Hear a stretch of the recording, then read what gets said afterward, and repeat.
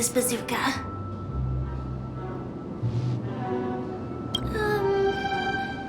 Never mind. Let's hurry over to the next stage.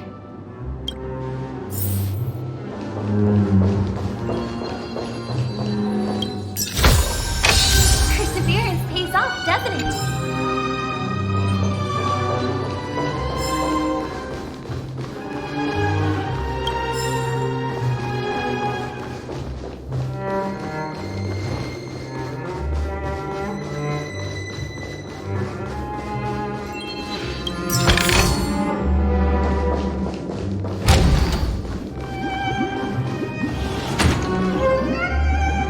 Congratulations to both of you! Oh, you've overcome all obstacles and proven yourselves! But, unfortunately, there is only one who can be Pentaconi's festive superstar. In the final stage, you will face the defending champion. If you fail, you will lose the opportunity to become the festive superstar. Welcome to the 33rd Scorched Sand Festival's third stage in the 20th season, sponsored by Soul Glad Enterprises, Superstar Showdown!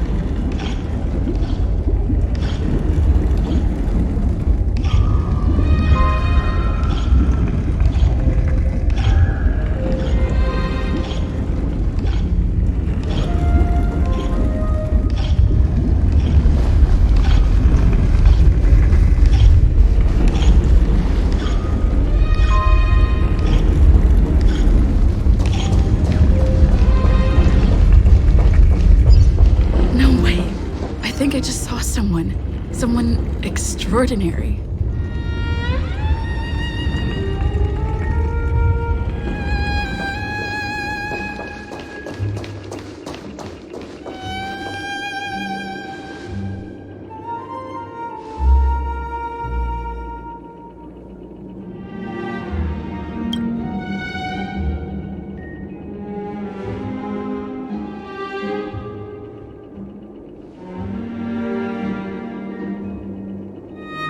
Are you a knight of beauty?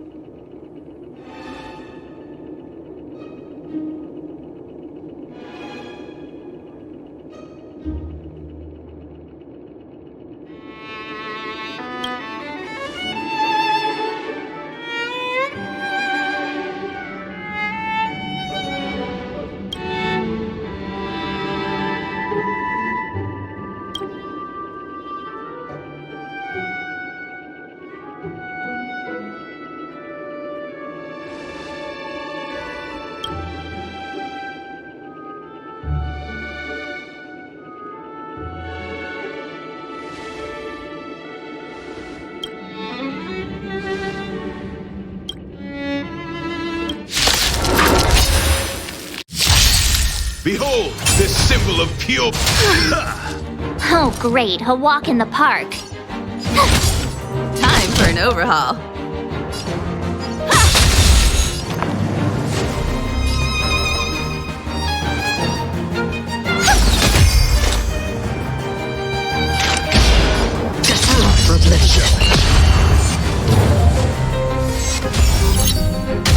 You are fighting a gentleman. Put forth all your might. Again.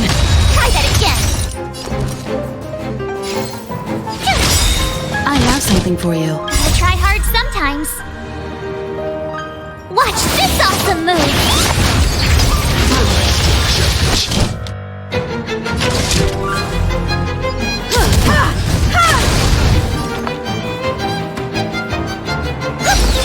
Another journey. I weep for the departed.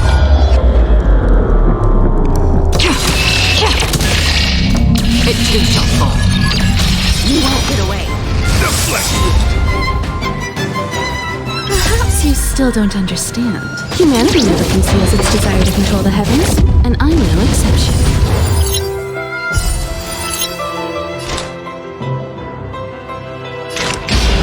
Still water to oblivion.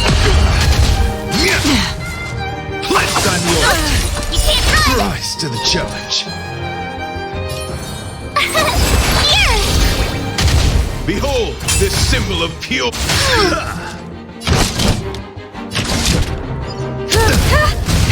flesh wound.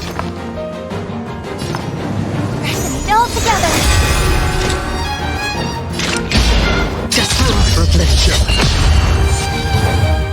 Let the duel commence. Confess. Try that again. Tonight, souls shall embrace.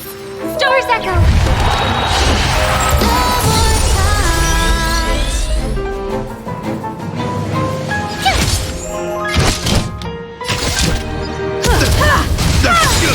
You won't get away. Rise to the challenge. Perhaps you still don't understand. Humanity never conceals its desire to control the heavens, and I'm no exception. That's half the work. Still water to uplift. You can't run. Put forth all your might. Try that again. I weep for the departed. It too shall fall. My turn. Time for Try an hard overhaul. sometimes. Watch this awesome move.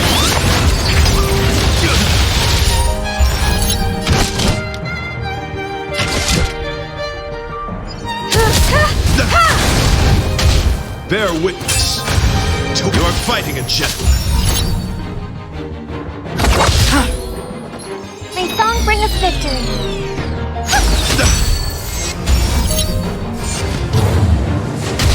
Pledged I'm loyalty. Sounds familiar. Put forth all your might. It's okay. It's Just okay. getting started. Here! Sounds familiar. Try that again. Free will, or was it fate? Destiny for oblivion.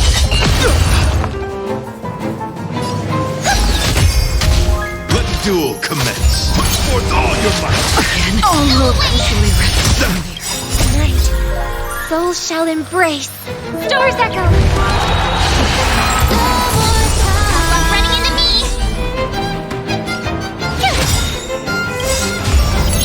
Gotta try hard sometimes. Watch this awesome move.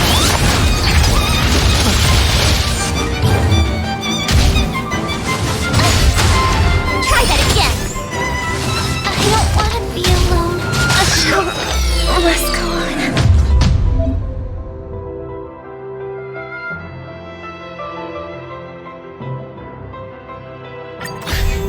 Behold, this symbol of pure. Oh, great. A walk in the park.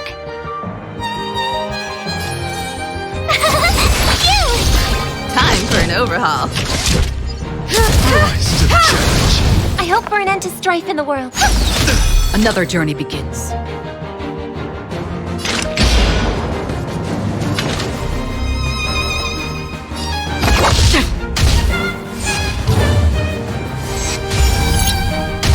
You are fighting a gentleman. Put forth all your might. Can't run!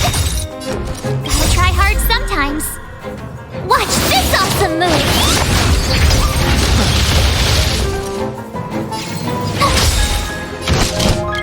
I weep for the departed. It too shall fall. You won't get away. My song brings us You victory. still don't. Humanity never conceals its desire to control the heavens, and I'm no exception.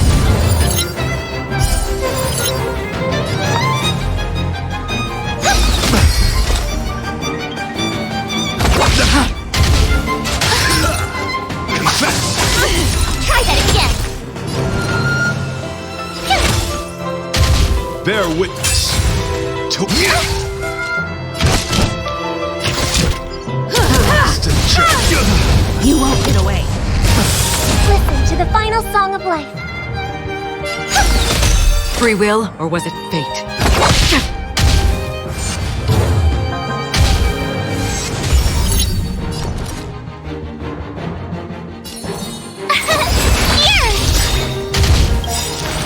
Let the duel commence. Gotta try hard sometimes. Watch this awesome move! Lifetime loyalty. Rise to the challenge.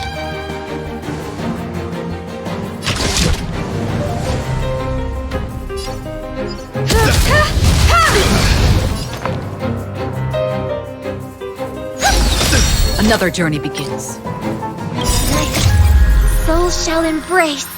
Tonight, the stars echo because of me.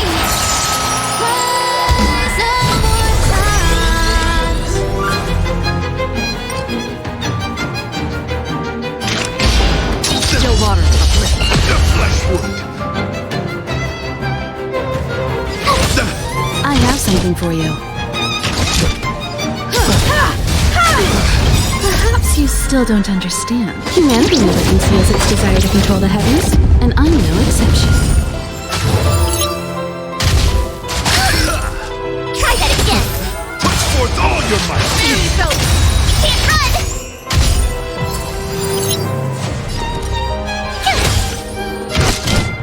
Rise to the Free will, challenge. or was Bear witness to. You're annoying. I weep for the departed. It too shall fall. You won't get away. Try hard. Watch this awesome move. Behold, this symbol of pure. Let the duel commence.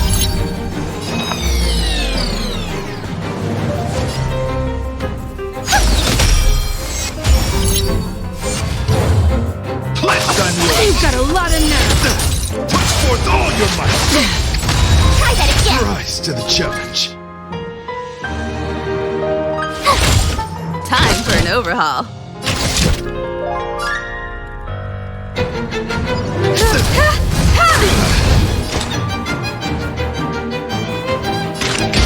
Just for oblivion. You've got a lot of nerve. Perhaps you still don't understand. Humanity never conceals its desire to control the heavens, and I'm no exception.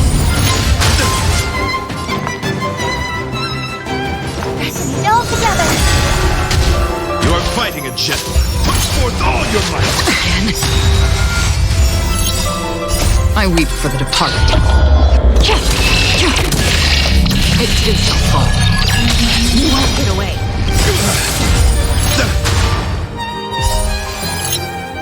Night. Doors echo. Luck running into me.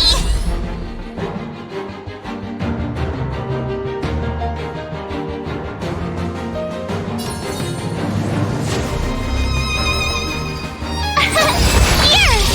Gotta try hard sometime. Watch this awesome move.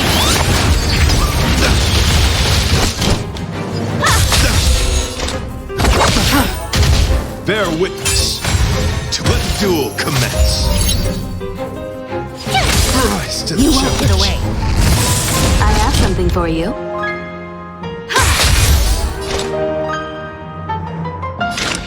Still water for oblivion.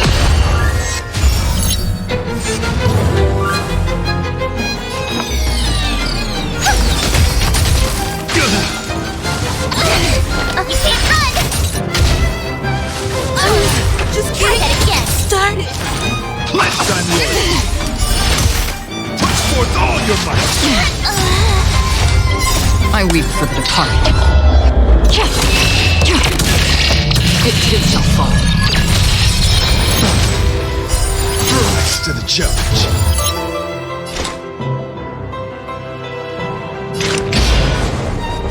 Just for oblivion. The flesh wound. You are fighting a gentleman. Put forth all your might. Another journey begins. Still water for oblivion. Behold, this symbol of pure. Let the duel commence. Confess.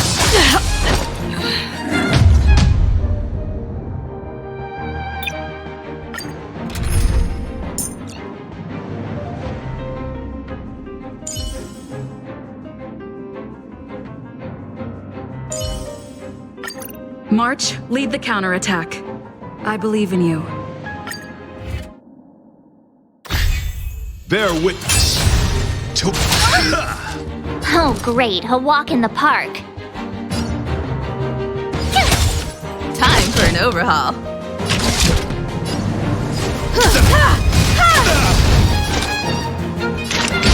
Just for oblivion. Let's make it quick.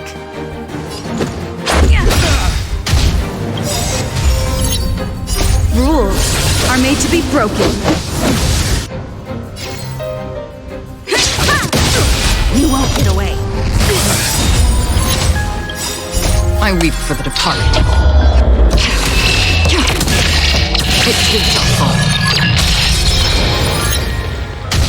Blessed on you. You can't run. Put forth all your might.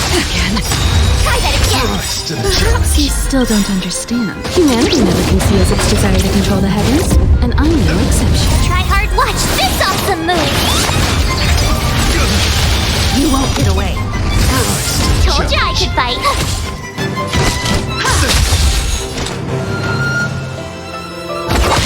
Let's go.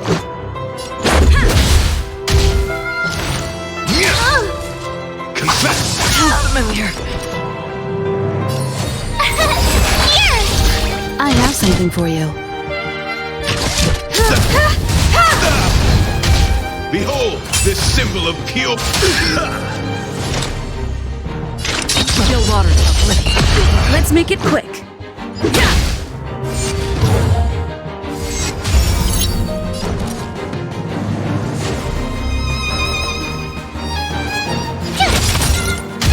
You are fighting a gentleman. Blessed on you.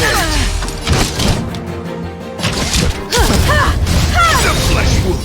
Perhaps Perhaps you still don't understand. Humanity never conceals its desire to control the heavens, and I'm no exception. Challenge.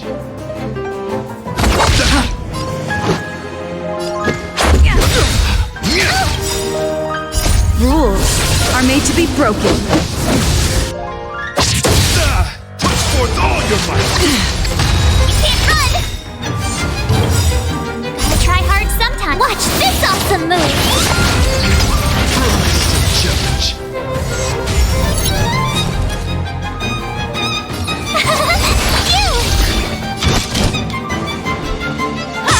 To the challenge.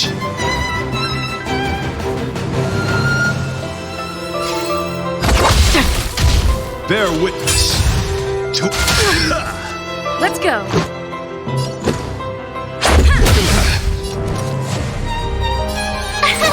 Here!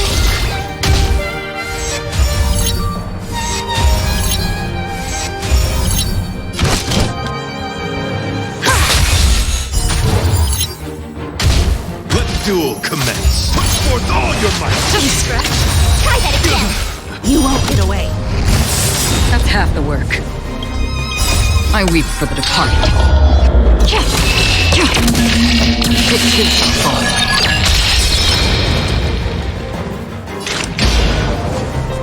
Destined for oblivion. Let's make it quick.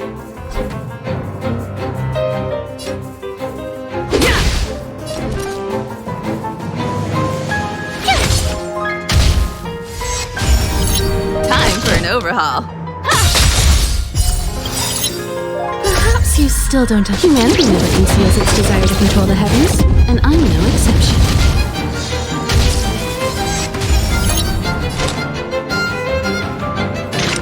Still water. Again.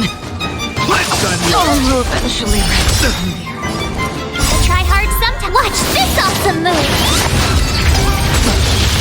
You won't get away.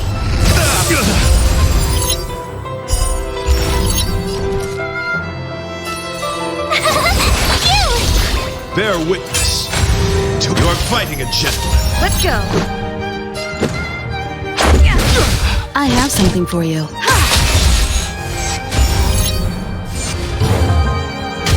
Confess.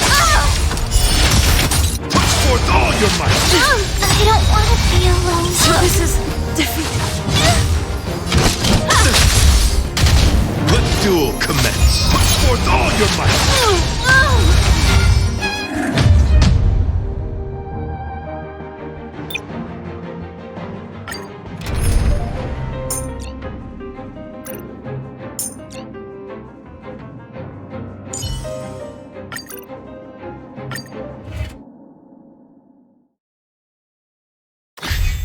Behold, this symbol of pure. You can't run!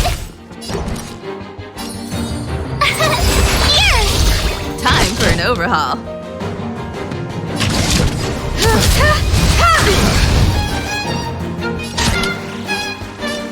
Time for a buzz.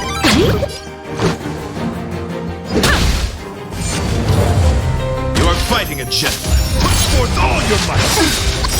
Try that again! You can't run! Rules are made to be broken. The flesh wound. Try hard. Watch this awesome move!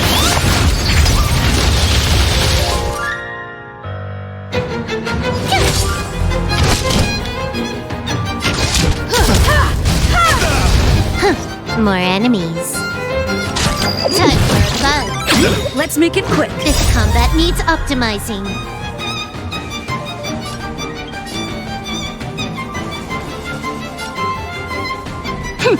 This is double speed.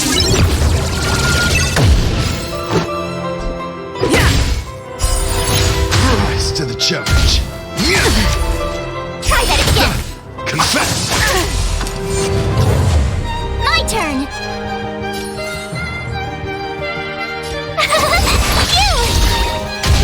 Bear witness to. You can't run. Rise to the I have challenge. something for you. You won't get away. Perhaps Perhaps you still don't. Humanity never conceals its desire to control the heavens, and I'm no exception. You took the bait.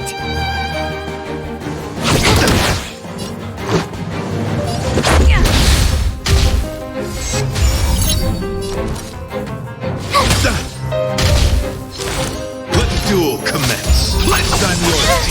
Try that again. Rise to the challenge. Can I have fun this time?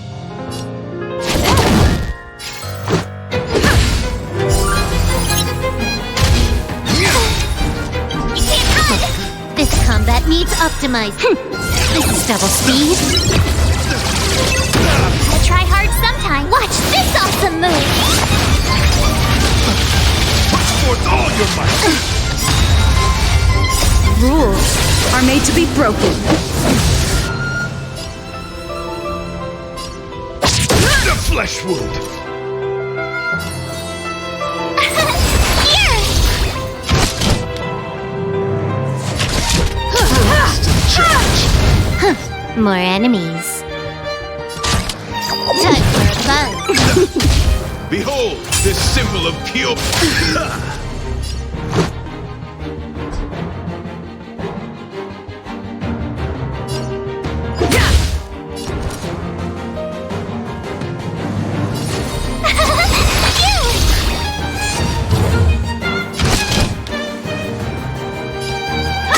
To the challenge. Perhaps you still don't understand. Humanity never conceals its desire to control the heavens, and I'm no exception.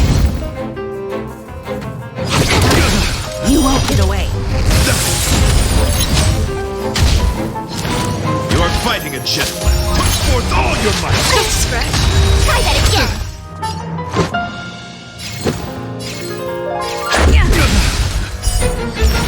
Bear witness to let the duel commence. Here! Gotta try hard sometimes. Watch this awesome move!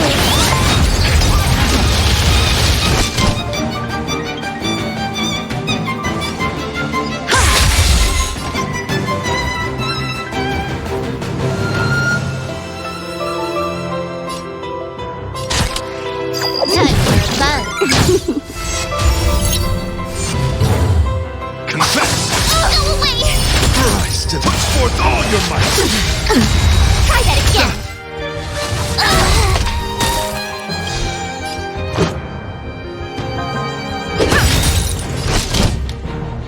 Rules are made to be broken.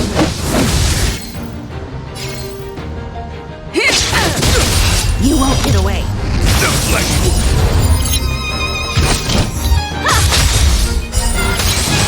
Perhaps you still don't understand. Humanity never conceals its desire to control the heavens, and I'm no exception. The flesh wound. Put forth all your might. Let's go. The flesh wound. Behold, this symbol of pure. You are fighting a gentleman. Time for an overhaul. Rise to the challenge. Pledged on loyalty. Put forth all your might.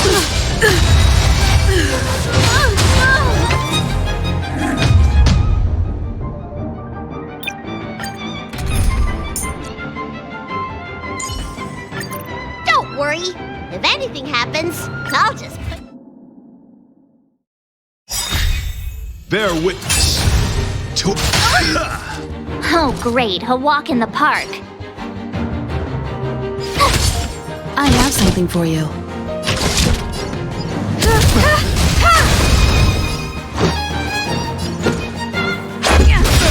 Let me tend your wounds. Rules are made to be broken. The flesh You won't get away.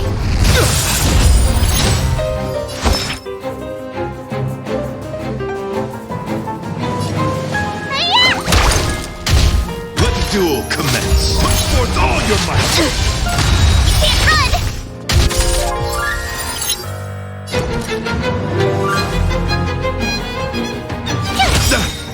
I try hard sometimes. Watch this awesome move.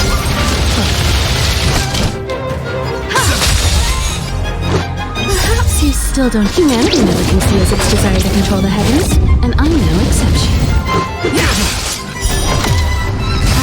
You don't look so good. Much obliged. Let's on yours. Try that again.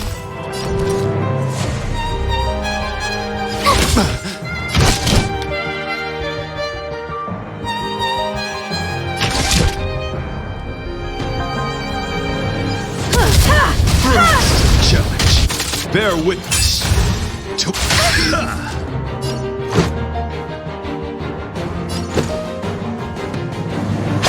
the flesh Need a wound. doctor?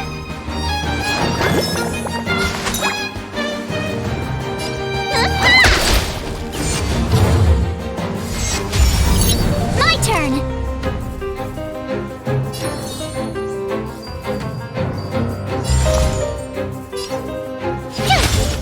You're fighting a gentleman. Confess. You've got a lot of nerve. To the challenge. Let me tend your wound. Rules are made to be broken.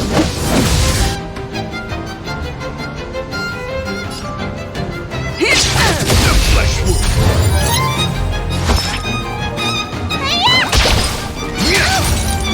Put forth all your might. I try hard sometimes. Watch this awesome move. What's your prescription? Much obliged.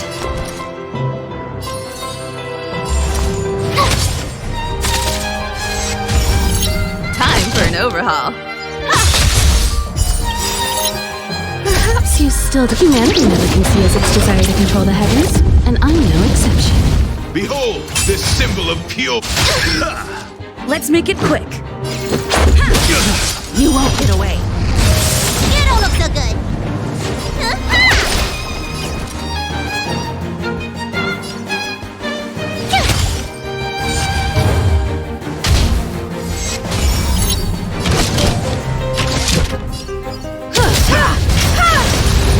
Let the duel commence. Put forth all your might. Just stretch. Need a doctor?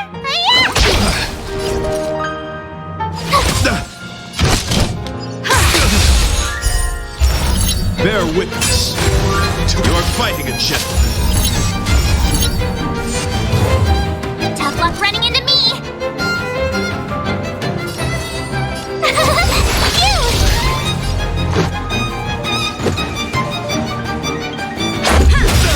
Confess.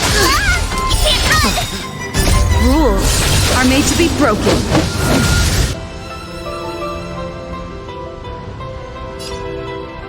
The flesh wound. I try hard sometimes. Watch this awesome move. You won't get away.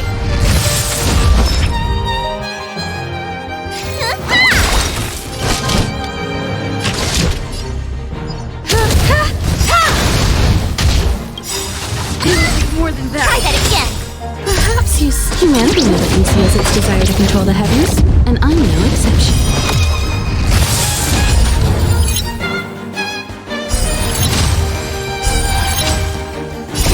Time to squash your prescription. Much obliged.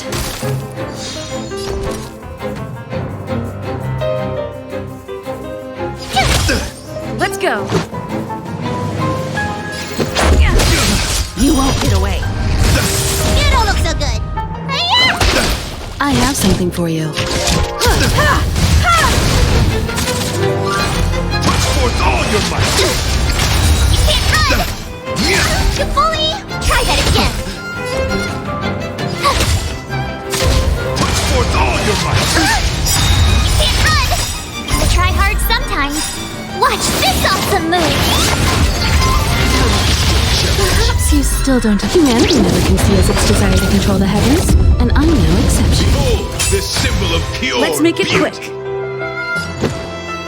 The flesh wound. Time for an overhaul. Let me tend your wounds. Finally! Much obliged.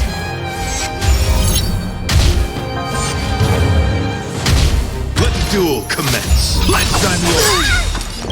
Rules are made to be broken.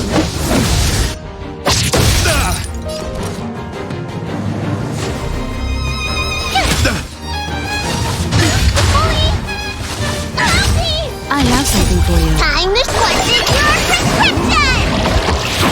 Much better.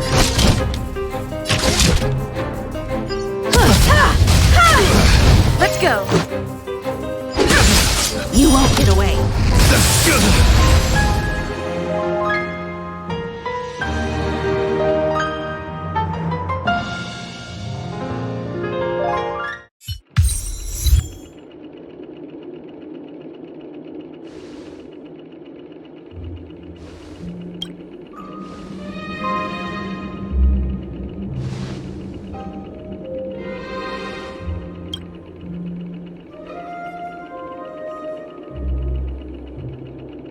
We don't have much time. May fate allow us to meet again, Knight of Beauty. In that case, let's make our way to the end. Penacony's really thronging with talent. I hope we make it in time.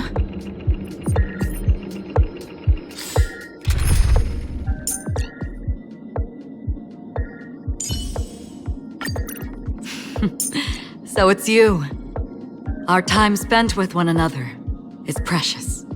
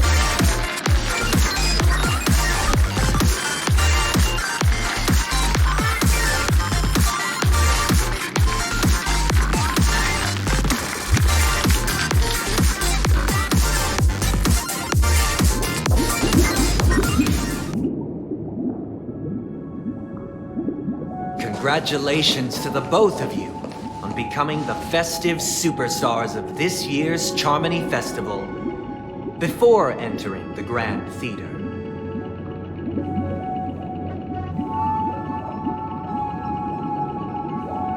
I, on behalf of the organizers, extend my sincere congratulations to you, wishing you joy under their radiance.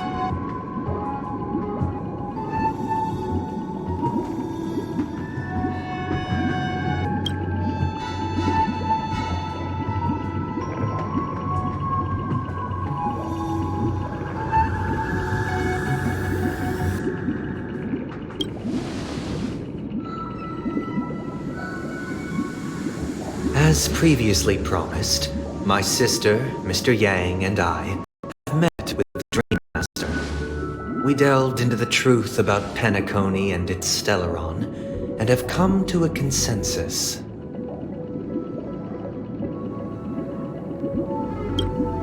Both I and the Oak family cannot acquiesce to your request. Just as expected. We acknowledge the perspective of you, Nameless. Penacony does require change, but not as you propose. The planet of festivities cannot and will not revert to a place characterized by chaos, disorder, or anarchy. Through your journey of overcoming obstacles, you must have glimpsed the essence of that era. The vulnerable ruthlessly eliminated, equality non-existent, common folk living precarious lives, eking out a dreary existence. Ultimately, only heroes like yourselves manage to achieve success. But I would dare ask, if you did not possess the special status of having a Stellaron, and you were but an anonymous and frail member among the masses, which Penacony would you prefer? A dystopia for the survival of the fittest, or a sweet dream paradise for all?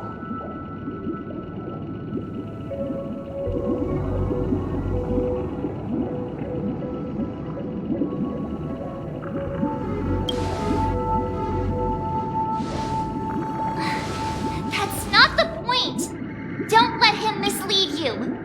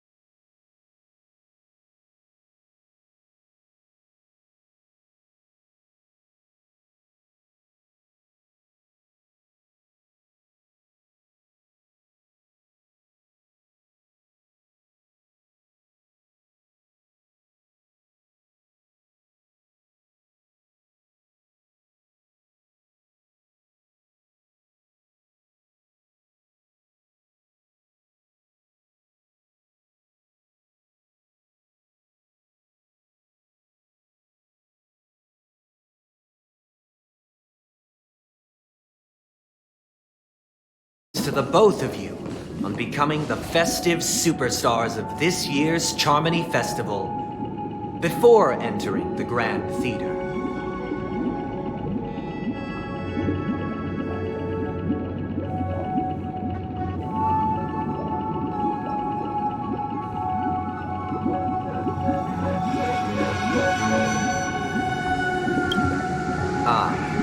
On behalf of the organizers, extend my sincere congratulations to you, wishing you joy under their radiance.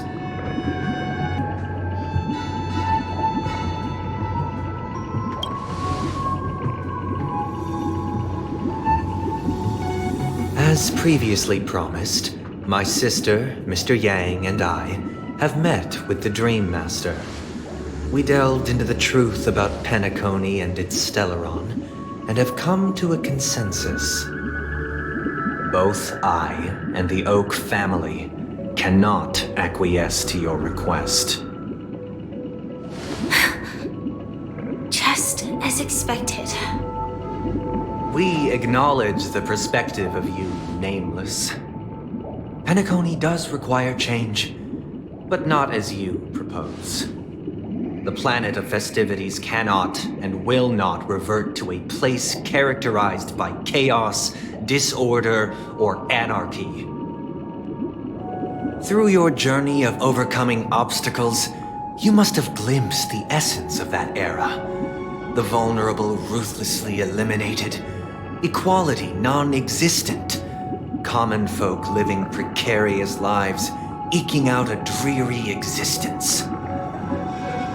Ultimately, only heroes like yourselves manage to achieve success.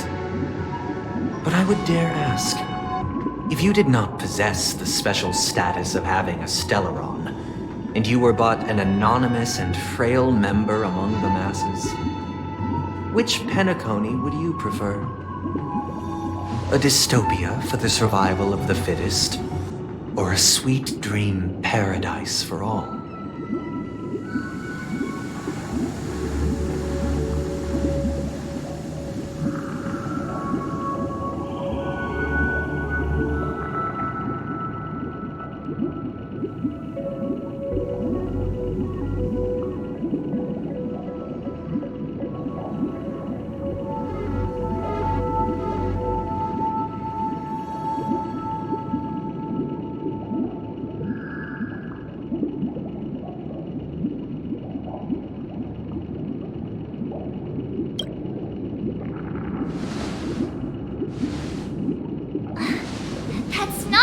faint. Don't let him mislead you.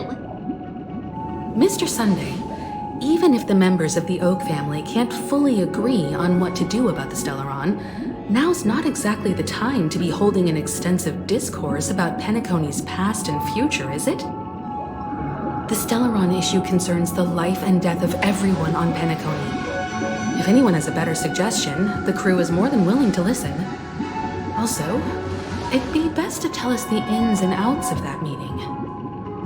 This way, we'll at least know what Welt and Miss Robin are dealing with, and the reason why they failed to make our appointment. Ah, Navigator. That is precisely my intention. With all present, let's begin by discussing the details of that meeting. Let's talk about our tribulations and choices, our ideals and beliefs, and our final course of action. The only path to take.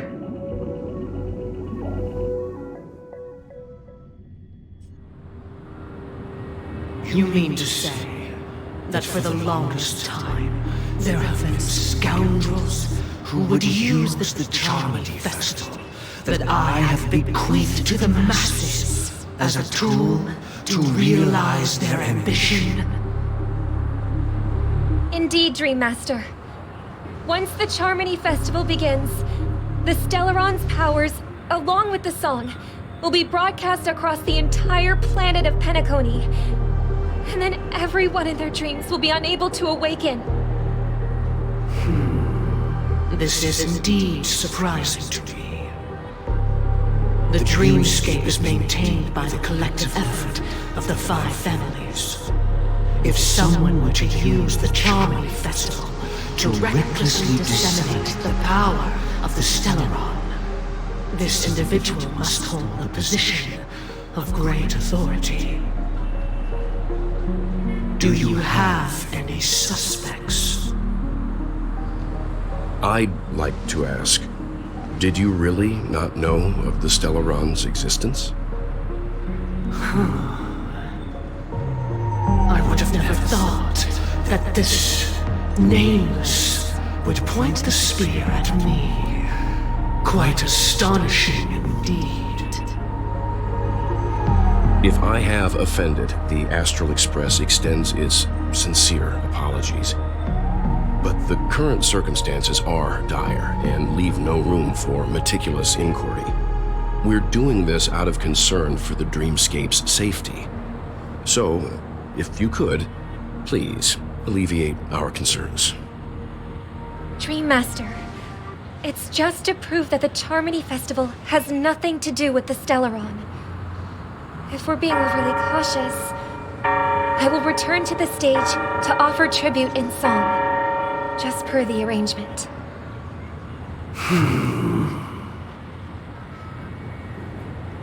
Sunday, Robin, I've watched you two grow up and know your dispositions like the back of my hand. Both of you, right now, can surely be lauded as their most devout advocates. I already know your resolve.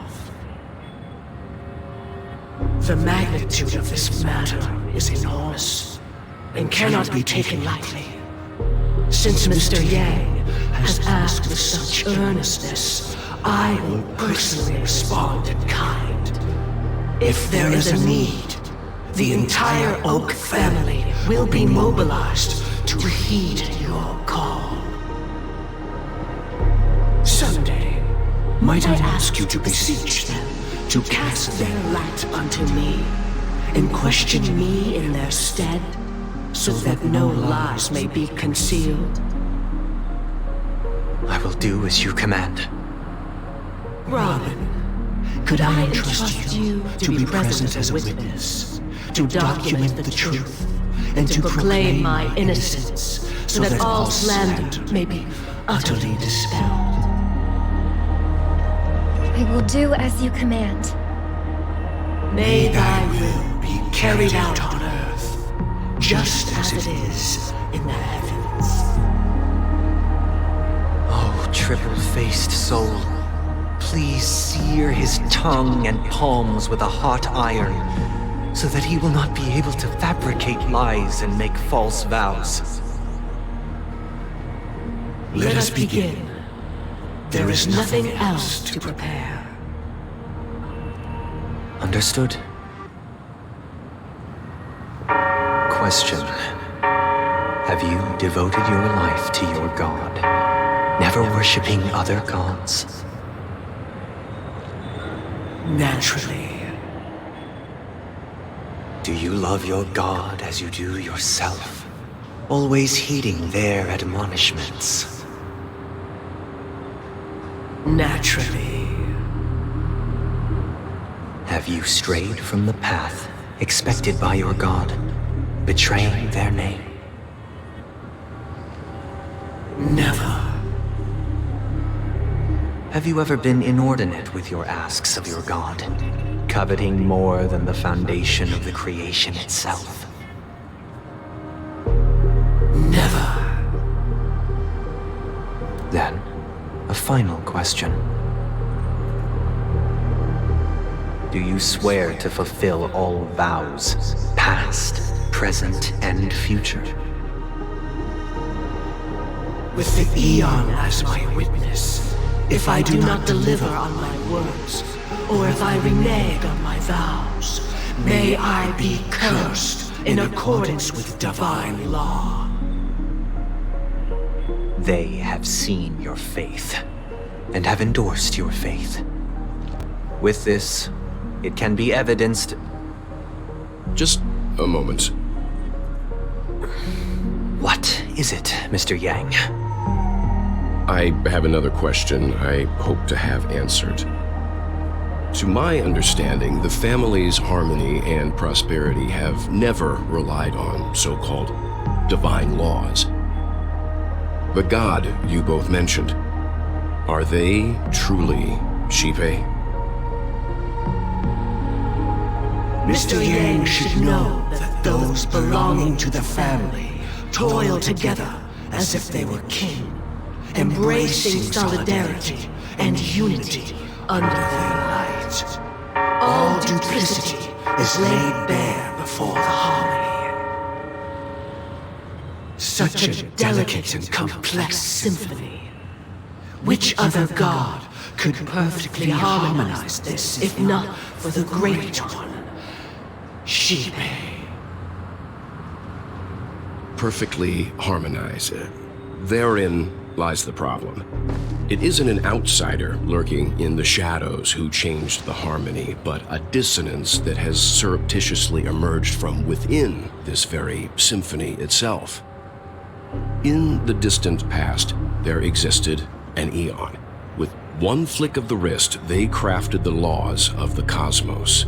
Their followers formed the Beyond the Sky Choir, spreading solemn and reverent hymns throughout the universe. Later, they fell. The route traversed by this Eon clashed with the harmony, ultimately being absorbed and fused into it. The chorus that once reverberated across worlds fell silent, and when it echoed anew, it was transformed into the hymn of harmony. Though an Eon may perish, paths with no masters still linger. In the all-forgiving harmony, echoes of bygone dissonance may subtly arise. Mr. Yang, being overly astute can be a detriment, especially when you find yourself alone and without allies. So this is how it is. For the sake of our grand cause, Sunday, please afford these two an opportunity to rest. What?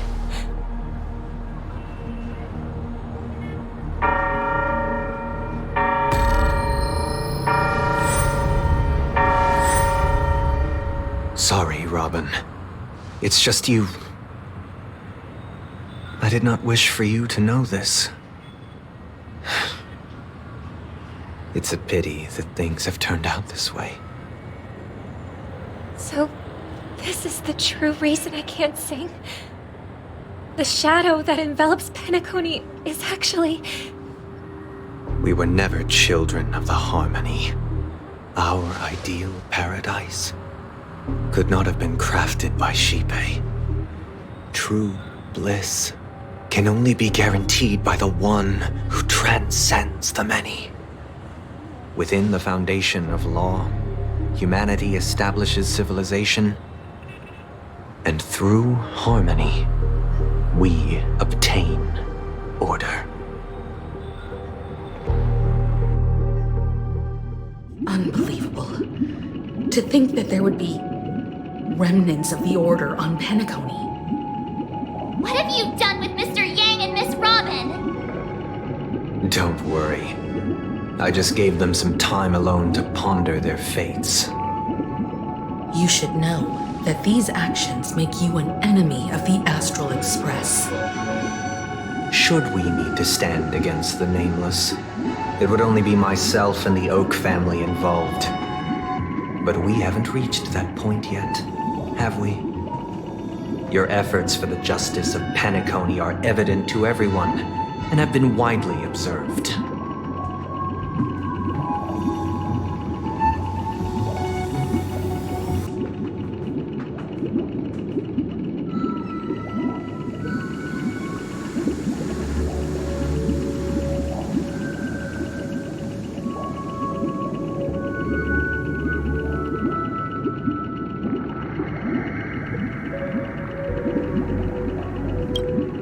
Smart kid. You're just as sharp as the other one. If it is the Order that drove you to imprison Welt and Robin, and you're using them to coerce our compliance, then there'll be no point in entertaining any type of discussion. You're mistaken, Miss Himiko. They are in very safe hands, and just as the family has always proclaimed, no one can be harmed in the dreamscape. Least of all in the beautiful new world belonging to the Order. Penacony and the entire universe have witnessed far too much innocent bloodshed. The strong wield their blades against the weak, and the victors push the vanquished to the brink of life. Natural selection. The world abides by this principle, establishing the well-being of humanity atop the corpses of the downtrodden. Only we, or rather, I, possess the power to put an end to this farce. So you've decided to resurrect a dead Eon? No one's ever done such a thing. If Miss Himiko is interested, let's draw back the veil and speak candidly. I've always firmly believed that people can understand one another through peaceful means. I'm willing to divulge the unembellished truth as to the intentions of the Order's Pathstriders, so that you will make better judgment for the Astral Express, for Penacony, and for this stretch of the universe. Words can hardly do justice to the beauty of that ideal. So, come with me, everyone. Let us retrace our steps and see once again where this road leads. Huh? Where'd he go? Welcome. This isn't any location in Penacony's dreamscape. It's my inner world. The reason the scenery before you remains unchanged is because your consciousness has drawn on similar concepts to fill in the gaps.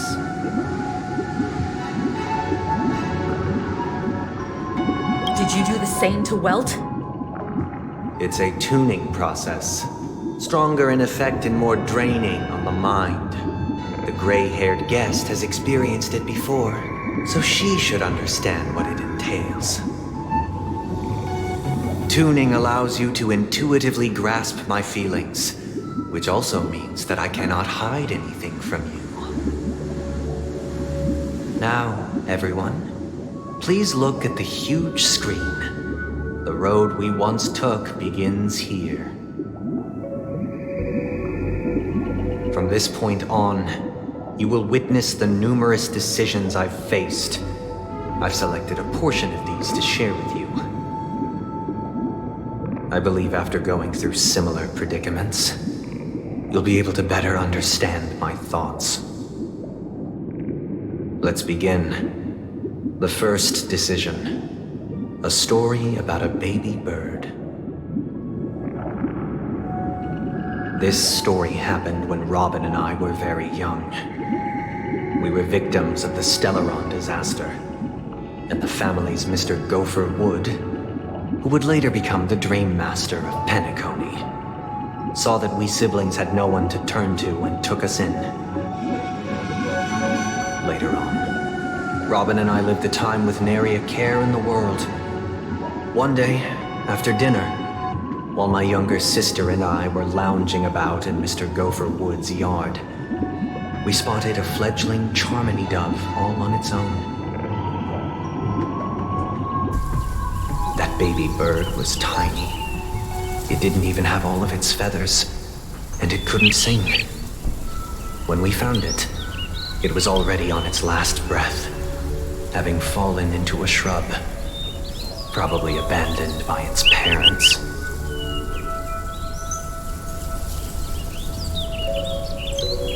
We decided to build a nest for it right there and then. However, thinking back, that winter was unusually cold, with fierce winds at night in the yard, not to mention the many poisonous bugs and wild beasts in the vicinity.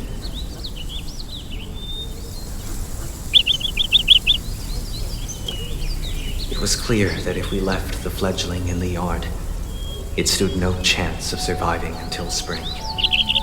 So, I suggested we take it inside, place it on the shelf by the window, and asked the adults to fashion a cage for it. We decided that when it regained its strength enough to spread its wings, we would release it back into the wild. The tragic part, something that we'd never considered, was that this bird's fate had already been determined long before this moment. Its destiny was determined by our momentary whim. Now, I pass the power of choice to you all.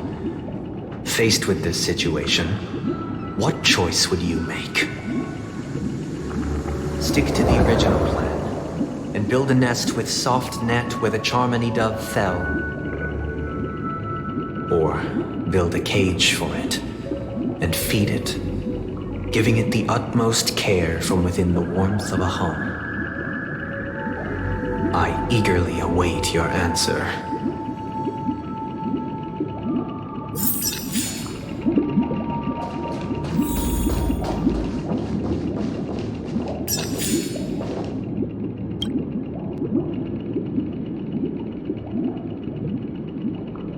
I'm happy to see that you made a choice similar to ours. If your mind is made up, let me reveal the outcome of this choice. We passionately nursed it back to health, preparing only the best food for it every day. We even preened its feathers. Later, on the day that Robin left Penacony, we opened the cage door and let it fly back into the sky. I watched it for a long while by the window, probably about 3 or so days. In those 3 long days, the little Charmony dove tried again and again to spread its wings to fly into the sky, but fell to the ground, only to keep trying. Finally, on the 137th attempt, it succeeded. But its attempt did not go perfectly.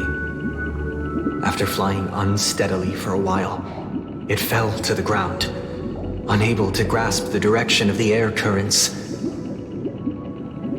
The fall shattered its wings. It writhed helplessly in my embrace. But it was all for naught, finally succumbing to a painful demise. And in that instant, our tender care, our given love and hopes, they all became the inevitable push that sent it to its death.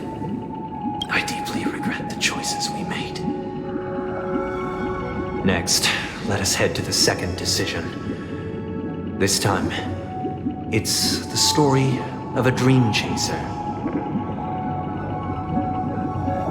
This story happened when I was appointed as Bronze Melodia, a position exclusive to the Oak family, charged with listening to the problems and vexations of Dreamscape residents and providing them with the relevant guidance.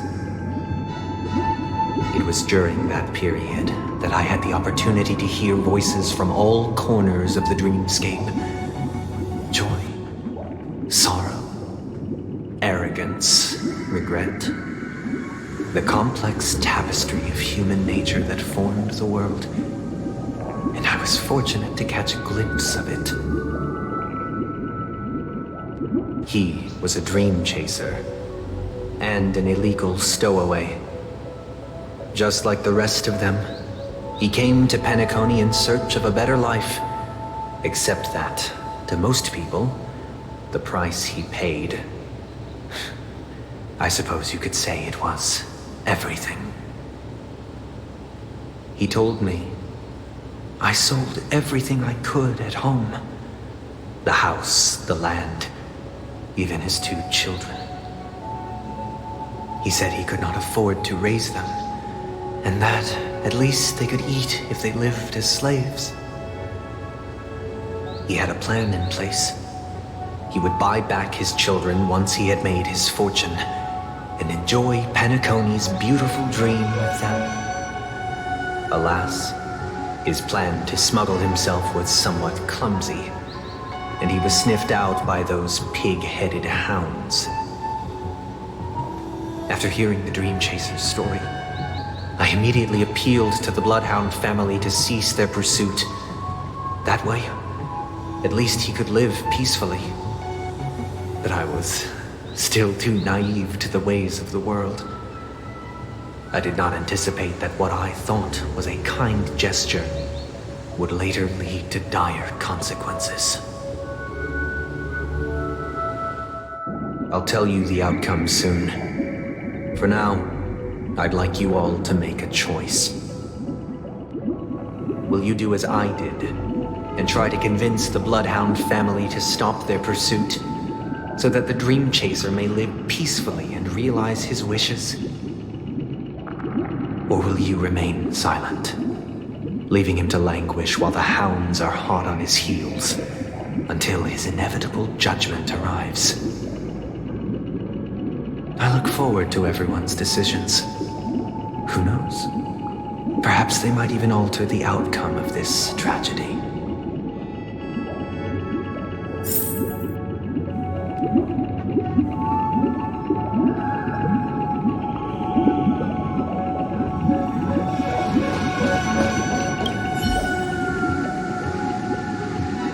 A dream chaser story. If I acted out of kindness, I would probably ask the Bloodhounds to stop their pursuit and lend him a hand. But what cruel repercussion would this choice result in? I think Sunday must have been deeply impressed by the limitations of the strong defending the weak through this incident.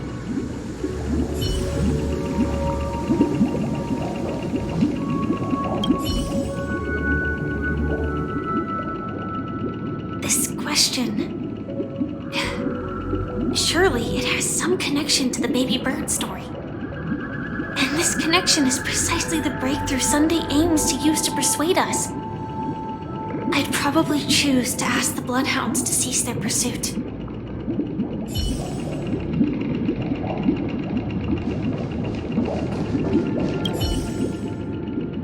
It seems illegal stowaways are really quite common on Penacony. But that guy in the story, I don't think he deserves any sympathy at all. He sold his kids to chase a dream. Even if he intended to go back for them, it's still insanely irresponsible. With that thought, there's only one choice. Let the Bloodhound send him back home. This person deserves to be punished.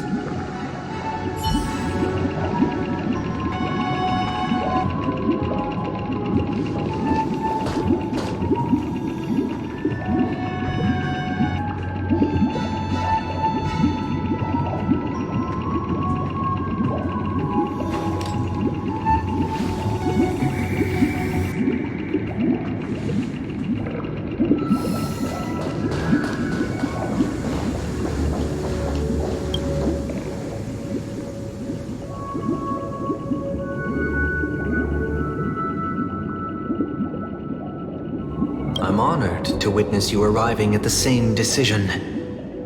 Out of respect, I'll share with you the dire consequences that my choice back then brought about.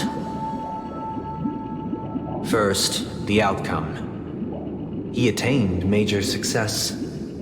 After avoiding capture, he ran a business for a few years, very quickly making a name for himself, elevating his status.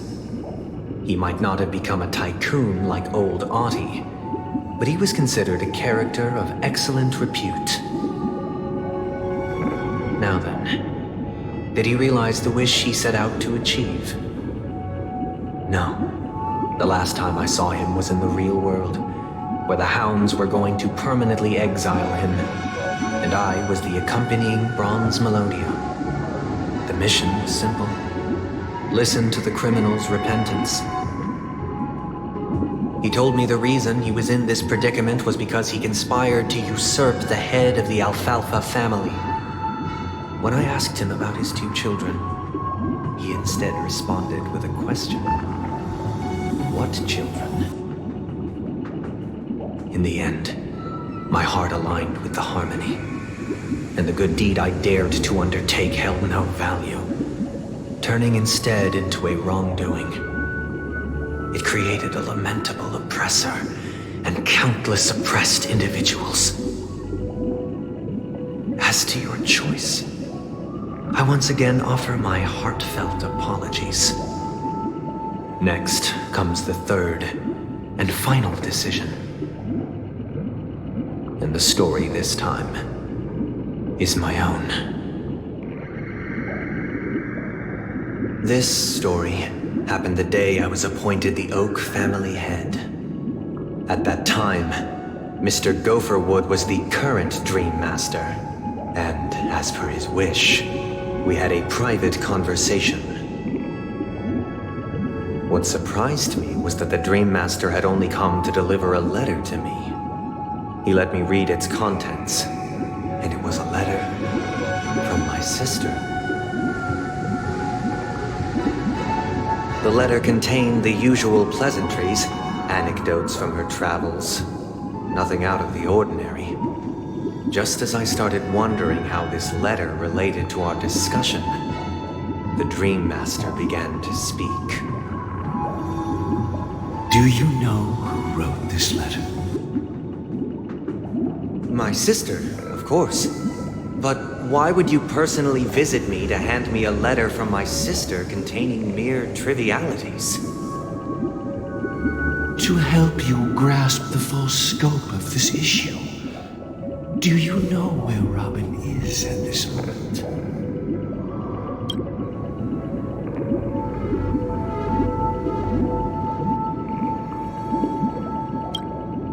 From what the letter indicates, she must be in Caspelina 8, correct? She's touring there right now.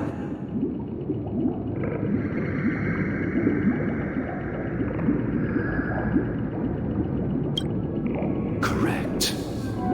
Has she mentioned anything about a stray bullet? A stray bullet? What? A war has broken out on that planet. It is because of this very reason that Robin chose this destination. To spread the word of the harmony. And to save the lives of that planet. She personally made for the front lines. She hoped to ease the people's suffering with song, and was willing to brave mortal danger to deliver the IPC's medical supplies. Unfortunately, stray bullets show no such compassion.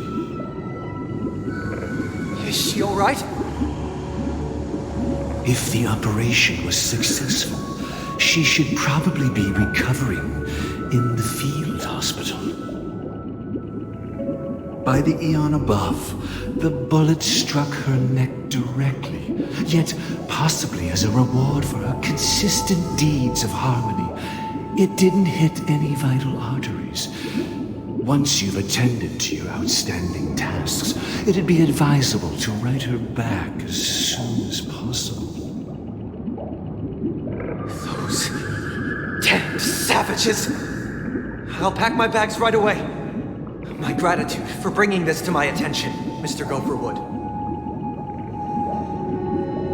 Now you understand why she always wears such elaborate neck ornaments, don't you? How could this happen? Miss Robin. It's all in the past, so please don't worry.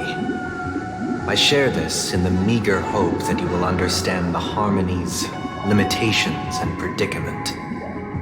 As grandiose as the strong defending the weak sounds, many times, it is nothing more than wishful thinking.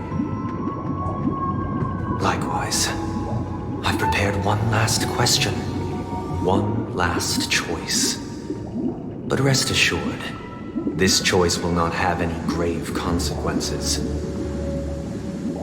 Because this is merely a figment of imagination, a nightmare that has haunted me through countless nights. If you ever had the opportunity to make a choice like I did,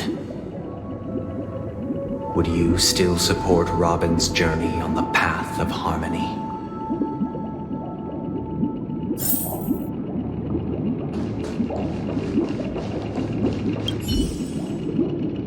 I can't believe that happened to Miss Robin. The strong defending the weak is a great mantra, but if I had to pay such a price, I don't know what I'd do.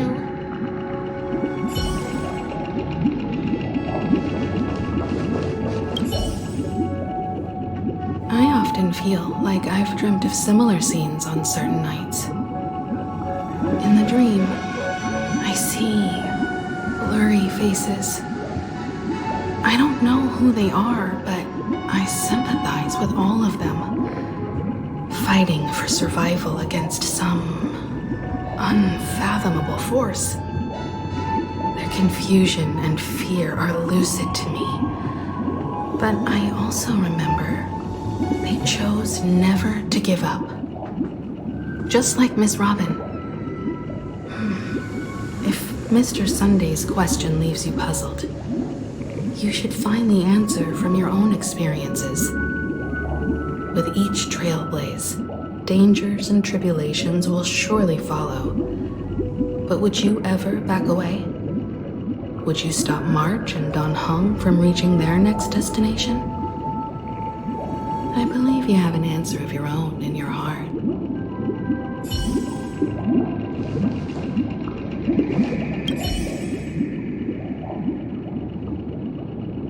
Miss Robin's courage is admirable. And here I was thinking she was just another superstar celebrity. But the fact that she's also Mr. Sunday's younger sister? No, I doubt he'd wish harm on his own flesh and blood, no matter how grand the ambition.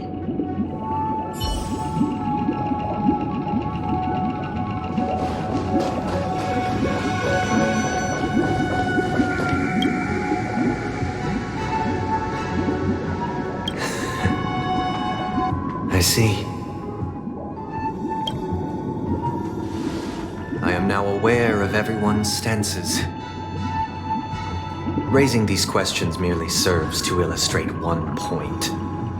The plight of Penacony cannot be salvaged by the harmony. The true foundation for a sweet dream paradise can only be established through the order where the strong govern the weak. I know the suffering of being tormented, the turmoil of losing your way, how sorrow and even despair set in when matters don't work out. All of this causes me unending pain, because this is not what happiness is at all. We must teach the weak how to live a happy life. And this life isn't some noble propriety that the upper crust preaches, but in definitive terms, a way of survival that belongs to everyone. So what is your definition of living a happy life? Good question. Human consciousness is fundamentally an illusion, a cage known as self-worth. People lured in by this illusion make mistakes, yet still ask that external influences bear the burden. When one mistake after the next permeates the masses, they become impossible to trace. Thus, the amassing of these individual cages culminate to form a prison, a place dictated only by the rule of survival of the fittest. Nature is always accompanied by predation and sacrifice. Its antithesis is known as order. That is what I want to do. Unite people's happiness under the banner of order. They won't need to make bitter choices any longer, nor face the weaknesses of humanity. They can cast aside their primal instincts to build a haven for mankind. Simply describing thoughts is far too abstract, so allow me to provide a simple example. As you all may know, there are societal norms like weekends and long weekends that exist on some worlds. During these hard-earned rest days, people are given the chance to extricate themselves from the stresses of everyday life, allowing a certain tranquility to return to their souls. And it is only on these days that people do not have to adhere to the law where the strong prey on the weak. They can live out their lives happily during these brief intermissions. It's just a pity that 2 or 3 days are still too fleeting compared to the span of a lifetime. From where I stand, society's ideal system should be 7 rest days. Following Sunday, there should ensue a second, a third, and indeed an infinite procession of Sundays. This should be the face of the new world. Idyllic, eternal, peaceful days. And thus, every person can return to their base selves in this utopia.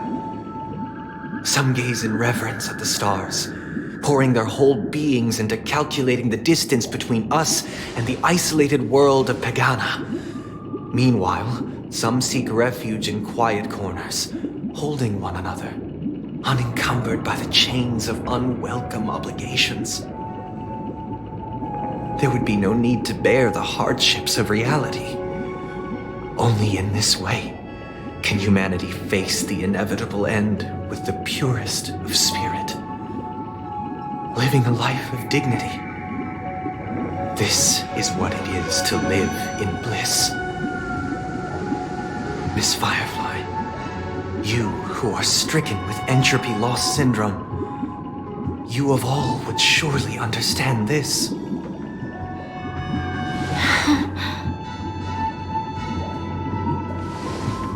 It sounds like a flawless theory.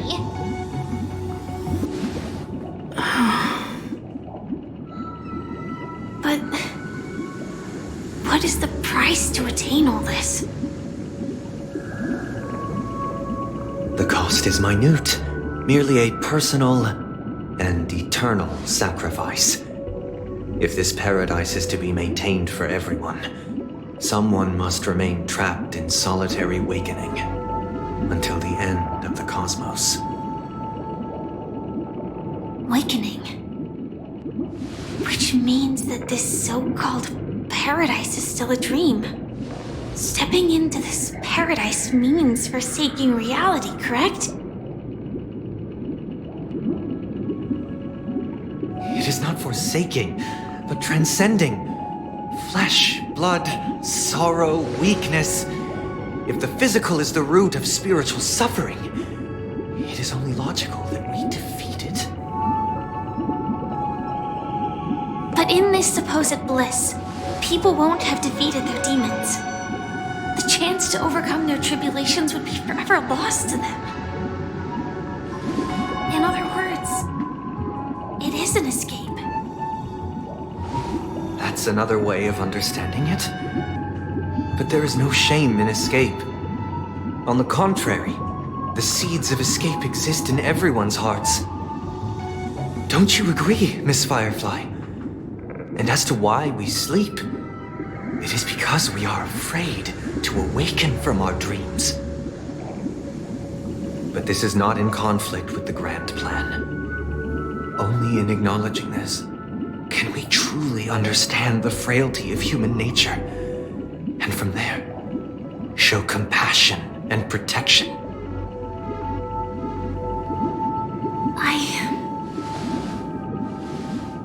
I admit that you are a born leader. Your perspective on humanity brims with pessimism. Yet you express compassion for all, even when your heart pities them. But unlike you, I live for the self. From my perspective, individuals making choices for themselves is their birthright. The want to escape may be innate in the weak. But whether they are weak or not, it is not up to another to decide. Perhaps in your mind, you also view me as weak?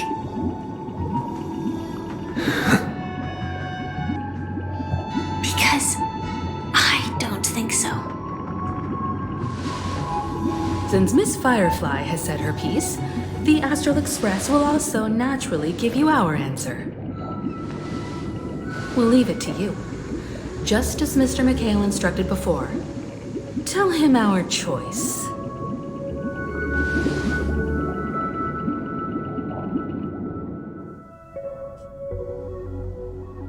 What is this place? Does this place ring any bells, Misha? I don't know, but I feel a sense of déjà vu. What is this place? It's the realm within a dream bubble.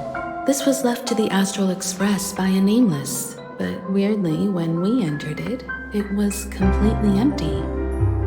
Dr. Edward from the Dreamscape sales store told me that dreams are formed from memories, and a dream bubble can't take shape if its core is empty.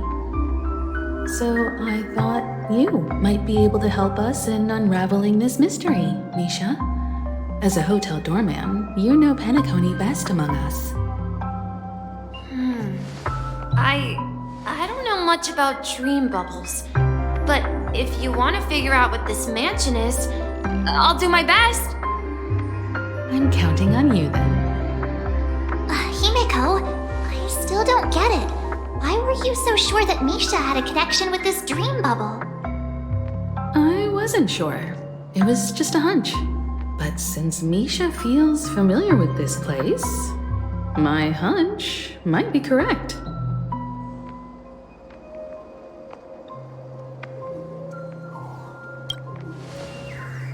Exactly. This is where you and Firefly encountered death, which we now know as dormancy. Considering its connection to Dreamflux Reef, it's not surprising it appeared here. The question now is, who brought you here? Based on the clues we have so far, it's unlikely to be that masked fool. So identifying them is crucial to us. We're drawing closer to the truth once more. Let's give Misha some time, as I believe he'll unveil the secret of this dream bubble. All right, but there are doors all over the place. Which one should we choose? Do you have any idea, Misha? I guess... maybe this way?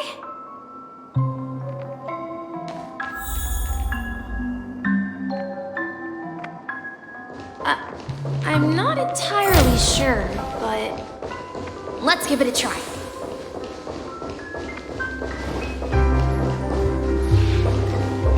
Wait, you managed to choose the right door on your first try?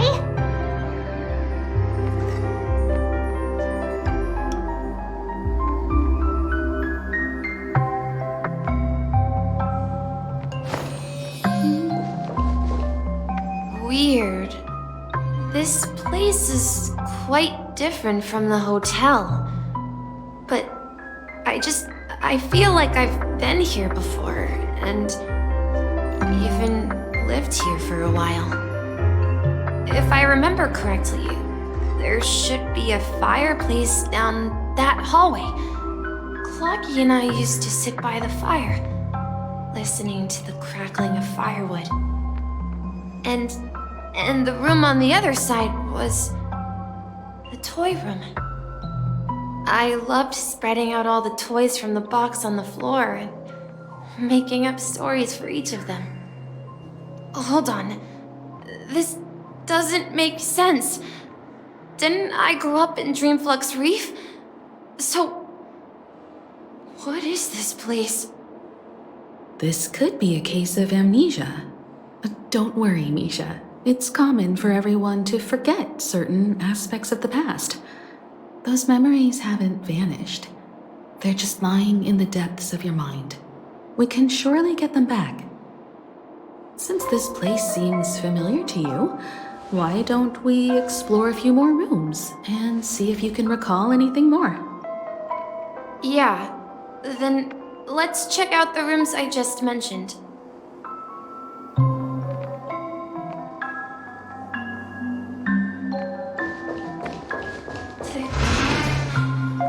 Tick-tock.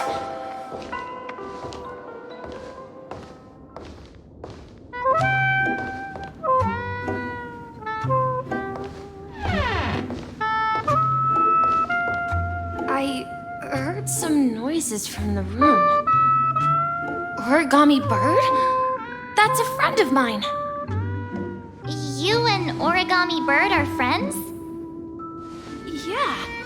It's a member of the Compass crew, just like Clocky and Miss Mirror. And there's more than just one Origami Bird. They are a big family with lots of brothers and sisters who look the same. They follow Miss Mirror's orders and handle all sorts of jobs on the ship. They're the best sailors. Sailors? Can origami birds be sailors? Could you tell us more about the compass, Misha? The Compass is a ship bound for the New World. Clocky and his partners travel through layers of fog to the depths of the sea. Whenever there is danger, Clocky will use a compass and guide the ship in the right direction. That's a great story. But in the Penacony cartoon, Clocky and his partners have always lived in Dreamville and never ventured out, right? Huh? Oh, that does seem to be the case. Weird. I clearly remember Clocky arrived in the New World in the end. Perhaps Clocky has a hidden past. So, where has Clocky gone? Did he leave to protect Dreamville?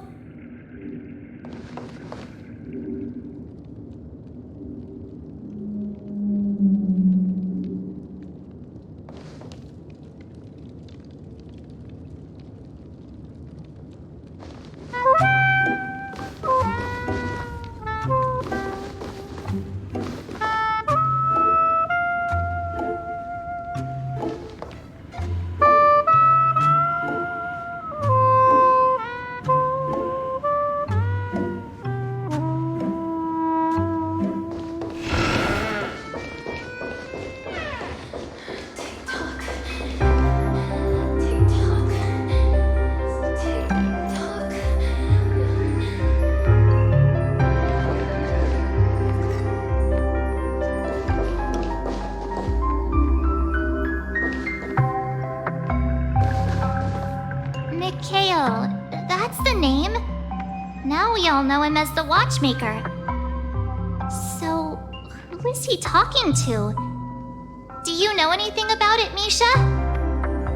I'm sorry. I don't know much about the Watchmaker. But, Mikhail. Anything special about that name? Mikhail is Grandpa's name. Grandpa? Do you mean you're the Watchmaker's grandson? But we haven't heard anything about the watchmaker having descendants. And the name Mikhail is not rare. Perhaps it's merely a coincidence. Could you tell us more about your grandpa, Mikhail? Yeah, sure. He was a seafarer who fearlessly ventured into mysterious seas and storms. He was always on the sea and had lots of friends who accompanied him on his travels.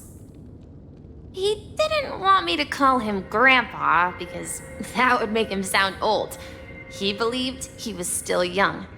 The name Mikhail was given to him by his parents, Mihaly and Elise, both renowned seafarers. Every time he came back, he'd share his logbook with me and tell me about his adventures at sea. I want to become a great adventurer, just like him. It appears that the seafarer has nothing to do with the watchmaker. So, perhaps it's just a coincidence? So, where is your grandpa now? He went off on a new journey, and it's been quite a while since I last saw him. I think I hear the sound of water. You once mentioned there's a magnificent fountain up ahead.